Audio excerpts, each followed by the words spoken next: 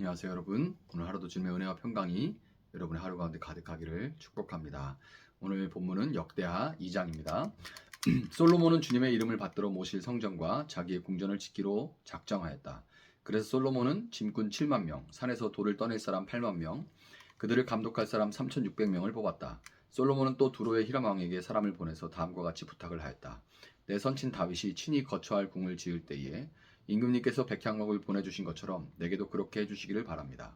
이제 나는 주 나의 하나님의 이름을 모실 성전을 지어 바치고 그분 앞에서 향기로운 향을 사르며 늘 빵을 차려 놓으며 안식일과 초하루와 주 우리 하나님께서 정하여 주신 절기마다 아침 저녁으로 번제물을 바치려고 합니다. 이것은 이스라엘이 언제까지나 지켜야 할 일입니다. 우리 하나님은 모든 신들보다 크신 분이므로 내가 지을 성전도 커야 합니다. 하늘도 하늘 위에 하늘마저도 그분을 모시기에 좁을 터인데 누가 하나님을 모실 성전을 지을 수 있겠습니까? 하물며 내가 무엇이기에 그분께 성전을 지어드릴 수 있겠습니까? 다만 그분 앞에 향이나 피어 올리는 뜻밖에 없습니다. 이제 임금님께서는 금은과 노쇠와 쇠를 다룰 줄 알며 자주색이나 홍색이나 청색천을 짤 줄 알며 조각도 할 줄 아는 기능공을 한 사람 보내주시기 바랍니다. 그러면 그가 여기 유다와 예루살렘에 있는 나의 기능공들을 데리고 일할 것입니다. 그들은 내 선친 다윗께서 훈련시켜 둔 사람들입니다. 또 레바논에서 백향목과 잣나무와 백단목도 보내주시기 바랍니다. 임금님께서 나무를 잘 베는 기술자들을 거느리고 있음을 내가 잘 알고 있습니다. 내 부하들도 그들과 함께 일할 것입니다. 내가 크고 화려한 성전을 지으려고 하니 제목을 많이 준비해 주시기 바랍니다. 나무를 베는 벌목꾼들에게는 양곡을 주겠습니다. 밀가루 2만 섬, 보리 2만 섬, 포도주 2만 말, 기름 2만 말을 임금님의 일꾼들에게 주겠습니다. 두로의 히람 왕이 솔로몬에게 회신을 보냈다. 주님께서 그 백성을 사랑하셔서 그들을 왕으로 세우시고 그들을 다스리게 하셨습니다. 히람의 글은 다음과 같이 이어졌다. 하늘과 땅을 만드신 주 이스라엘 하나님께서는 찬양을 받으실 분입니다. 그분은 다윗 왕에게 명철과 총명을 고루 갖춘 슬기로운 아들을 주셔서 주님께 성전을 지어 바치게 하시고 자신의 왕국을 위하여 궁전을 짓게 하셨습니다. 이제 총명을 갖춘 기능공 한 사람을 보내드리겠습니다. 이런 일의 전문가인 후람이라는 사람입니다. 이 사람은 단에 사는 여자 가운데 한 여자가 낳은 아들입니다. 그의 아버지는 두로 사람입니다.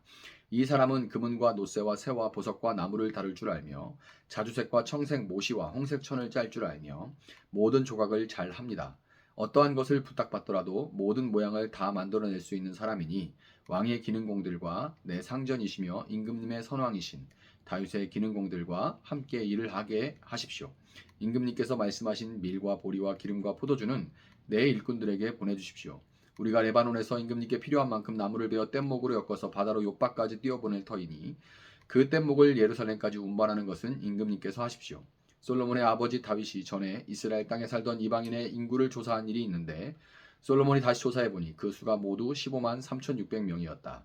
그 가운데서 7만 명은 짐꾼으로 뽑고 8만 명은 산에서 돌을 떠내게 하였다. 그리고 3,600명을 뽑아서 백성이 하는 일을 감독하게 하였다. 아멘.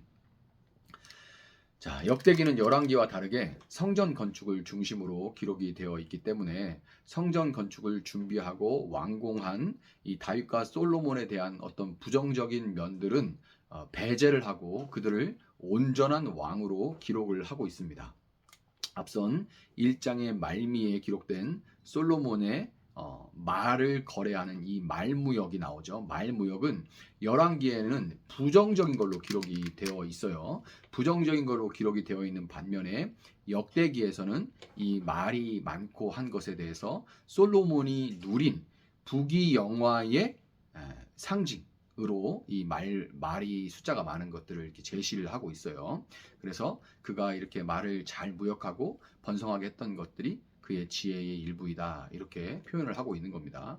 본문 17절을 보면 솔로몬이 아버지 다윗이 했던 인구조사, 특별히 이방 사람들의 숫자를 재조사한 일이 기록되어 있는데요. 다윗이 했던 인구조사는 하나님의 징계를 받았던 부정적인 사건이었음에도 불구하고 솔로몬 때에 이르러서는 오히려 성전 건축을 위한 일꾼들을 수월하게 동원하는 데 일조하는 선한 일, 징계를 받았던 일에서 이제는 그 성전 건축하는 인부들을 동원하는데 이제 몇 명 어느 정도 인구가 있었고 이렇게 이미 파악된 게 있으니까 그걸 바탕으로 빠르게 인구 조사를 하는 데 있어서 사용되게 그런 선한 일로 바뀌어지게 된 거예요. 로마서 8장 28절에 이런 구절이 있죠. 하나님을 사랑하는 사람들, 곧 하나님의 뜻대로 부르심을 받은 사람들에게는 모든 일이 협력해서 선을 이룬다는 것을 우리는 압니다. 아멘. 다윗과 솔로몬은 이 말씀처럼 악한 일들마저 협력해서 선을 이루도록 변화시켜 가시는 하나님을 경험했던 건데요. 솔로몬이 이런 은혜를 누리고 이런 은혜가 또한 솔로몬에게 머무르던 이유에 대해서 성경은 5절과 6절로 정리를 하고 있습니다. 우리 하나님은 모든 신들보다 크신 분이므로 내가 지을 성전도 커야 합니다. 하늘도 하늘 위에 하늘마저도 그분을 모시기에 좁을 터인데 누가 하나님을 모실 성전을 지을 수 있겠습니까? 하물며 내가 무엇이기에 그분께 성전을 지어드릴 수 있겠습니까? 다만 그분 앞에 향이나 피고 올리려는 뜻밖에 없습니다. 솔로몬이 이렇게 겸손하게 얘기를 하죠. 얼핏 보면 그런데 하나님이 크신 분이기 때문에 큰 성전, 큰 건물을 지어야 한다라고 1차원적으로 이렇게 들릴 수도 있지만 실상은 그렇지가 않습니다. 큰 신은 큰 전에 거해야 한다라는 것은 이스라엘이 포로로 잡혀갔던 바벨론의 세계관, 바벨론의 신관이에요. 그래서 바벨론의 마루둑은 어마어마하게 큰 그 신전에 모셔졌습니다. 바벨론의 세계관은 바벨론의 신인 마루둑을 얼핏 보면 위하고 있는 것. 크신 분이니까 큰 건물에 있어야 된다. 굉장히 높여주고 위해주는 것처럼 보일 수 있지만 기실, 큰 신을 위해 큰 전을 지었으니 그 전에 거하면서 바벨론에 복을 달라는 것. 다시 말해서 인간이 신을 성전에, 신전에 가둬두고 보살피면서 원하는 것을, 기분을 맞춰주면서 원하는 것을 얻어내는 철저한 인본주의예요. 되게 위하는 것 같지만 사실은 철저한 인본주의입니다. 그러나 솔로몬은 하나님이 모든 신들보다 크신 우주보다 크신 하나님이기 때문에 세상에 그 어떤 사람도 하나님을 담을 건물 성전을 지을 수 없다는 것을 천명합니다. 그러면서 건물 성전을 짓는 것은 다만 그분 앞에 분향하려 할 따름, 다시 말해 그분을 왕으로 인정하고 그분의 다스리심에 감사하며 순종하려고 하는 것이다 라는 것을 확인하고 있죠. 진실로 하나님을 내 틀에 가두려는 교만함이 아니라 겸손함이요 참된 예배자의 모습입니다. 하나님이 온전히 보시는 모습은 완전한 모습이 아니라 하나님 앞에 이와 같이 겸비한, 겸손하고 겸손한 이런 모습이에요. 하나님 앞에서 모든 일이 협력하여 선으로 변하는 은혜를 경험하는 사람은 하나님이 내 생각과 경험과 의지의 틀에 맞기를 바라고 그렇게 만들기 위해 어떤 신앙의 형식을 취하는 사람이 아니라 연약함과 죄에도 불구하고 다시금 하나님을 바라며 그분을 예배하는 태도를 가진 사람인 겁니다. 본문 11절부터는 성전 건축을 위한 자재들과 기술자를 요청하는 솔로몬에 대해서 두로왕 히람의 답장이 등장합니다. 주님께서 그 백성을 사랑하셔서 그들을 왕으로 세우시고 그들을 다스리게 하셨습니다. 하늘과 땅을 만드신 주 이스라엘 하나님께서는 찬양을 받으실 분입니다. 그분은 다윗왕에게 명철과 총명을 고루 갖춘 슬기로운 아들을 주셔서 주님께 성전을 지어 바치게 하시고 자신의 왕국을 위하여 궁전을 짓게 하셨습니다. 자, 이와 같은 이 히람의 답신을 볼 때 다윗과 솔로몬이 하나님의 임재와 통치의 상징인 성전을 중심으로 예배자로 살아갈 때 이방인이었던 히람에게까지 종교적인 감화, 선한 영향력이 미쳤다는 것을 볼 수가 있습니다.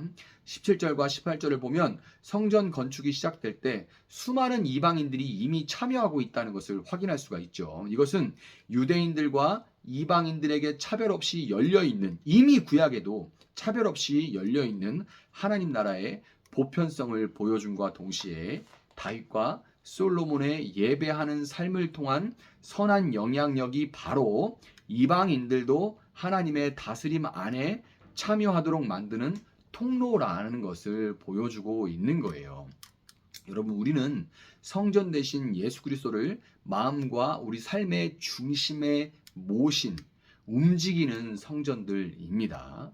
주님의 나를 주님을 나를 위한, 나에게 봉사하는 알라딘의 램프의 요정, 진이로 삼는 것이 아니라 나의 어떤 예배 행위를 통해서 그분이 나의 필요를 채우는 그런 어떤 알라딘 램프의 진이 요정으로 만드는 것이 아니라 그분의 뜻에 순종하는 예배자로 살아갈 때에 성전된 여러분을 통해 이방인들도 이 땅에 하나님 나라를 확장하는, 하나님 나라를 보여주는 그런 일에 동참하는 영광된 삶을 살아갈 수 있다는 것을 여러분 믿으시고, 그런 삶에 여러분 자발적으로 기쁨으로 동참하는 그런 오늘 하루 새날을 살아갈 수 있기를 예수님의 이름으로 축복합니다. 잠시 기도하겠습니다. 사랑하시는 하나님, 감사합니다.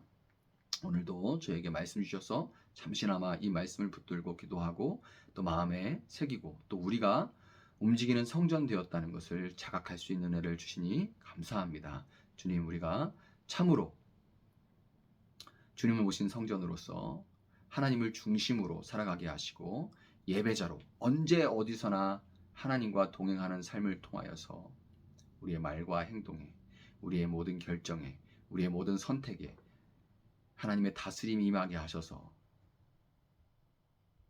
주님, 우리 삶이 선한 영향력이 미쳐질 수 있게 주님 도와주시고, 내 뜻에 하나님을 굴복시켜서 내 뜻을 이뤄가려는 것이 아니라 하나님의 뜻에 내 뜻을 굴복시켜 하나님을 중심으로 살아가게 하셔서 참으로 주님, 많은 교회가, 많은 믿는 사람들이 세상에서 크리스찬이 더 탐욕스럽고 더 거칠고 더 극단적이라는 그런 평가를 받는 가운데 참으로 진정 하나님의 나라를 조금이나마 드러낼 수 있는 저희들의 삶이 되어질 수 있도록 주님 도와주시기를 원합니다.